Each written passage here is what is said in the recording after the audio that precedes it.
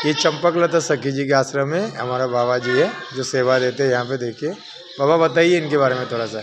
हमारे ठाकुर जी का नाम रास बिहारी भगवान, अष्ट सखियों में से चौथे नंबर की सखी चंपकलता जी, ये चित्रा जी। चंपकलता की सेवा राधा रानी के लिए रसोई बनाने की, हाँ। खोआ से जो मिठाइयाँ बनती हैं उनको बनाने में ये बहुत ही निपुण है। खांड के कड़ुए बनते हैं, खांड के कड़ुए भी अच्छी बनाती है। राधा रानी के लिए खेलने के लिए मिट्टी के खेलकुना भी बनाती हैं। पिया पीतम में आपस में पिया पीतम में आपस में मान हो जाता है, मान माने आपस में झगड़ा, तो इनका राजीनामा भी कराती है। और चवर सेवा देखो कितने व्यंजन बना के रखे। सुखित सरिस प्रिय स्वादिष्ट भोजन, युगल रुचित अनुसार प्रयोजन, नव नूतन रुचिकर व्यंजन, मधुर सुगंधित खोआ मिष्टान, पीतम प्यारी अत आनंद, चंपकलता सखी परमानंद। जय हो। अति विशिष्ट उत्कृष्ट रसोई, पाक कला पारंगत होई, बर्फी पेड़ा और कलाकंद, चंपकलता मन अत आनंद। ये तो चंपकलता की सेवा है।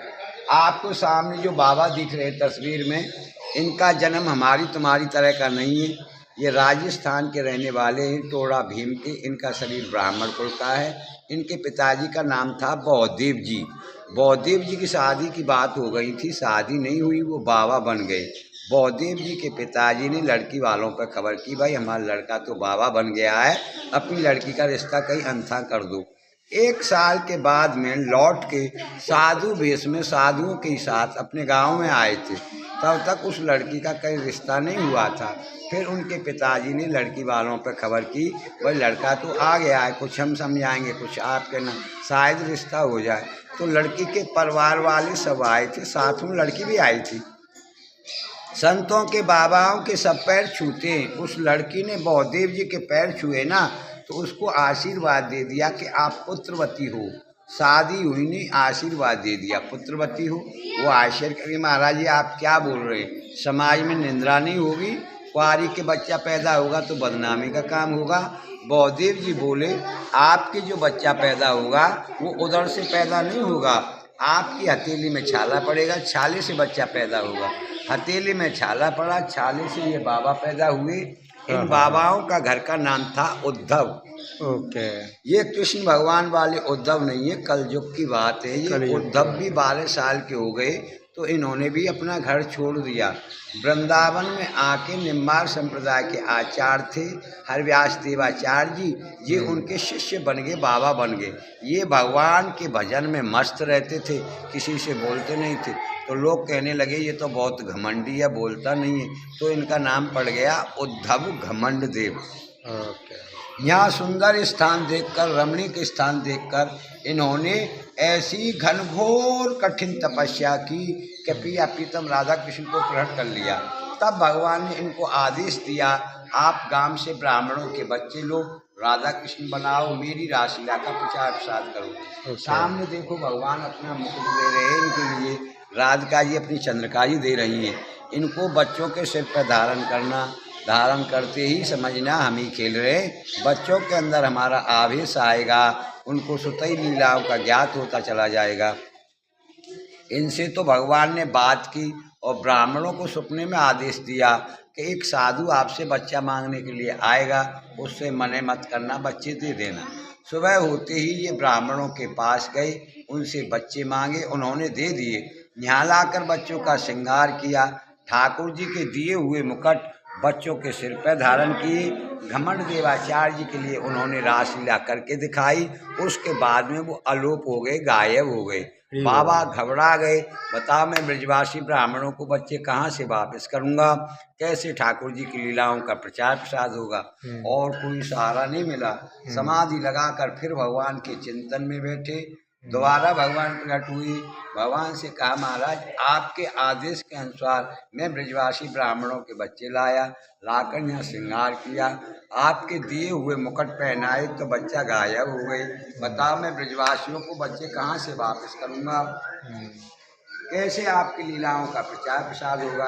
भगवान बोले, आपसे ब्रजवासी कुछ नहीं कहेंगे, वो बच्चे तो मेरे ही में लीन हो गए हैं। आप ऐसा करो, राधा कुंड के पास कौन है गाँव है, वहाँ पे जाओ, वहाँ से ब्राह्मणों के बच्चे लेके आओ। घमंड देवाचार्य जी कौने गांव गए, वहाँ से ब्राह्मणों के बच्चे लेके आए। फिर यहाँ पर रास हुआ, जिस पर आप लोग खड़े हैं। ये ठाकुर जी का प्रथम रासलीला मंडल है। वृंदावन में निधवन में डेली लीलाएँ होती हैं, और रास की प्रागट इसकी शुरुआत इसी जगह से है जिस पर आप खड़े हैं। रास हुआ, ठाकुर जी की आज्ञा हुई, प्रचार प्रसार का काम यहाँ के ब्राह्मणों को सौंपो, जगह जगह जाके प्रांतों में प्रचार करेंगे। तो ब्राह्मण मंडली बनाकर MP दतिया डिस्ट्रिक्ट में ले गए थे। दतिया वाले राजा बोले, जैसे कृष्ण भगवान ने काली नाग जमुना के अंदर से नाथाना, उसी प्रकार हमको नागनाथ के दिखाओ, नहीं हम आपको जेल में बंद कर देंगे। आप ढोंग फैलाते डोलते हो। ब्राह्मणों को हड़काया तो ब्राह्मण घबरा गए, सोचने लगे हम तो ठाकुर जी की आज्ञा से प्रचार करने के लिए निकले हैं, ये राजा क्या कह रहा है। तो उदास होके बैठे थे। पहले रास में छोटे छोटे ही बच्चे ठाकुर जी बनाते थे। वो बच्चे बोले, आप क्यों उदास हैं।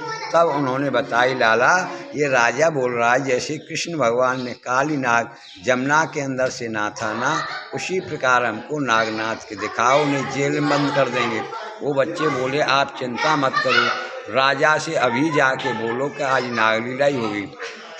ब्राह्मणों ने जाए बोल दिया कि महाराज आज नागलीला होगी। तो राजा ने सपेरे बुला के अपने तालाब में बहुत बड़ा सर्प छुड़वाया। रासलीला हुई, रास में आई, भगवान ने खेलते खेलते उस तालाब में गेंद गिर दी। श्री दामा सखा की गेंद थी, उन्होंने अपनी गेंद मांगी, उनसे छुड़ा के तालाब में कूद गए। तो 3 घंटा तक नहीं निकले। देखने वाली जनता भी रोने लगी, राजा भी रोने लगा, पश्चाताप करने लगा, अरे हट करके मैंने बड़ी गलती की, ये तो ब्रह्म हत्या, बाल हत्या, डबल हत्या हो गई। 3 घंटा के बाद में जैसे जमुना जी के अंदर से काली नाग को नाथ कर भगवान काली नाग के ऊपर जमुना जी से बाहर निकले थे ना, उसी प्रकार रास बिहारी भगवान उस सर्प को नाथ कर उसके ऊपर तालाब के पानी से बाहर निकले। तो राजा ने खुश होके अपने जैसे महल थे यहाँ पर महल बनवाए, और रास बिहारी भगवान के लिए 5.25 किलो का सोने का मुकुट बनवा के भेंट में दिया। वो मुकुट अब भी है, मथुरा लॉकर में जमा है। राधा अष्टमी के बाद में जो पूर्णिमा आती है ना, जिससे पितरपक्ष चालू होते हैं, उस पूर्णिमा को आता है प्रशासन के साथ, उसे पहनकर ही महारास लीला होती है।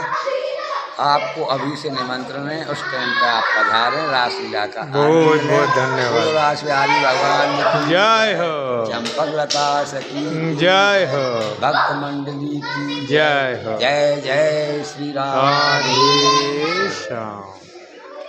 बहुत ही बढ़िया।